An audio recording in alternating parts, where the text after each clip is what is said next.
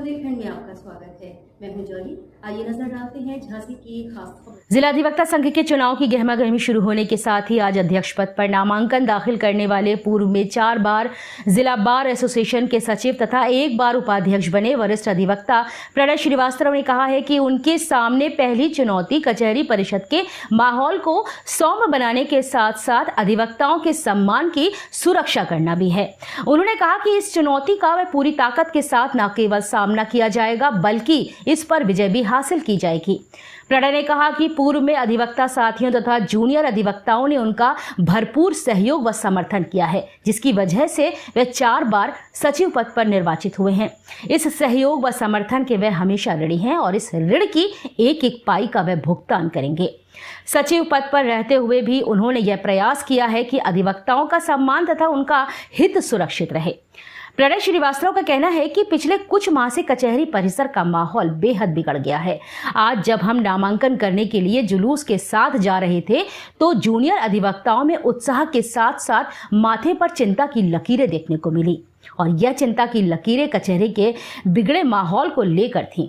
पिछले कुछ समय से कचहरी परिसर में अभद्रतापूर्ण व्यवहार तथा तेज आवाज में गाली गलौज किए जाने की शिकायतें आम हो गई हैं, जिसके कारण अधिवक्तागण यह सोचने पर मजबूर हो गए हैं कि चुनाव में आखिर संघ में किस तरह के लोग आएंगे।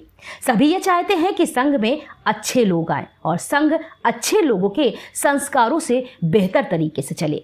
उन्होंने कहा कि अधिवक्ताओं की समस्याओं का उन्होंने समय समय पर सचिव रहते हुए निराकरण किया है। इस बार उनके सामने सबसे बड़ी चुनौती कचहरी परिसर के माहौल को ठीक करने की है, जूनियर अधिवक्ताओं के सम्मान की सुरक्षा करने की है, क्योंकि उनके सामने अधिवक्ता सिर्फ एक अधिवक्ता है, ना ही वह किसी जाति का है और ना ही किसी धर्म का है, ना ही किसी क्षेत्र का है और ना ही किसी भाषा विशेष का है।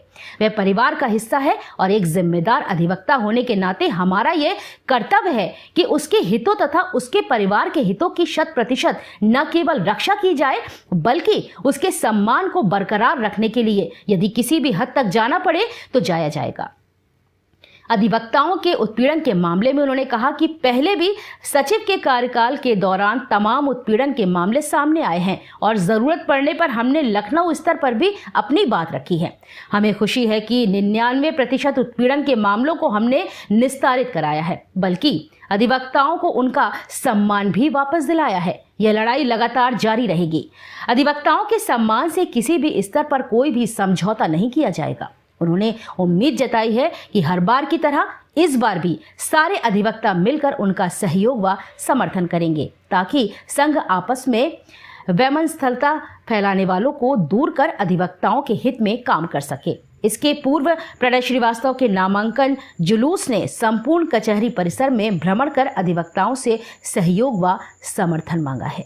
झांसी से मनीष अली की रिपोर्ट। किस पद के लिए लड़ रहे हैं और क्या मुद्दे रहेंगे आप?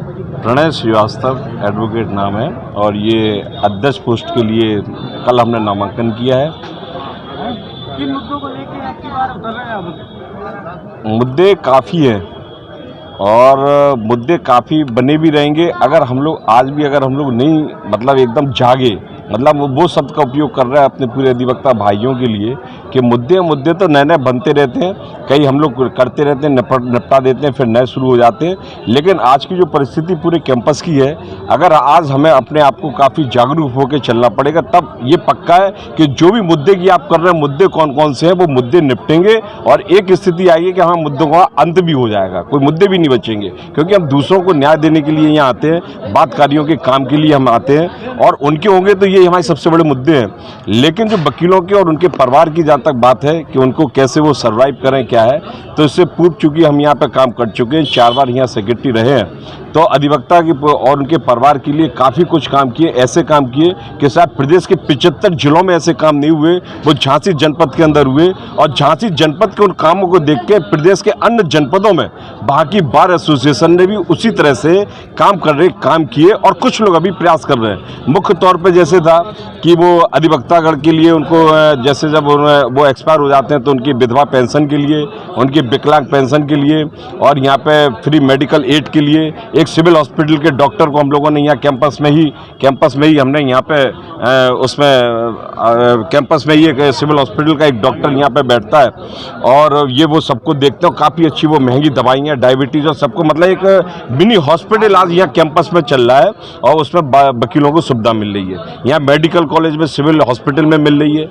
जहाँ तक पहले स्टेशन की बात थी तो स्टेशन पे भी सुविधा कराई गई थी कि जहाँ पे 1 नंबर काउंटर होता है वहाँ पे अधिवक्ताओं के लिए, उनको टिकट के लिए जनरल टिकट रिजर्वेशन की उनकी सुविधा हो। और ऐसे ये कैंपस में जहाँ हम लोग खड़े हैं तो यहाँ बड़ी खराब सड़क हुआ करती थी, तो ये सड़क पूरी बनवाना, ये जहाँ हम लोग अभी खड़े इसके बगल में एक जो हॉल है, ये मीटिंग हॉल, हम लोगों का कोई मीटिंग हॉल नहीं हुआ करता था, पूरा जो है जनपद न्यायाधीश साहब का जो मीटिंग हॉल था उसमें हम लोग अपनी मीटिंग करते थे। तो वो जो मीटिंग के लिए यहाँ पे ये हॉल जो 30x70 का बना, वेल फर्निश्ड है, ये कुर्सी बिल्कुल फिक्स है, जैसे एक संग्रहालय को आपने सबने देखा है उसी तरह कुर्सी फिक्स है, एक डैश बना हुआ है, पूरे पंखे, लाइट वाइट और पूरा माइक सिस्टम, मतलब आप अंदर जाएं और एक बहुत अच्छे कार्यक्रम को आप उस हॉल के अंदर कर सकते, वो किया। और उसके ऊपर भी और काम किए, हॉल के ऊपर भी किए, ऐसे कई काम है जो किए। अब बात आती है कि इस इलेक्शन में हम जो लड़ रहे हैं, इस इलेक्शन में हम क्या करेंगे। तो इस इलेक्शन के लिए ये मुद्दे काफ़ी लगे। एक जो सबसे बड़ा मुद्दा है,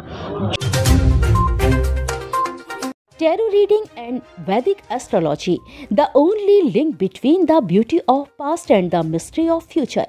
हमारे यहाँ सभी प्रकार के धार्मिक कार्य, श्री सत्यनारायण पूजा, नवग्रह पूजन, वास्तु पूजन, श्री दुर्गा सप्तशती पाठ, सुंदरकांड, अखंड रामायण, महामृत्युंजय जाप, गणेश याग, गरुड़ पुराण, रुद्राभिषेक इत्यादि शास्त्रोक्त विधि से कराए जाते हैं।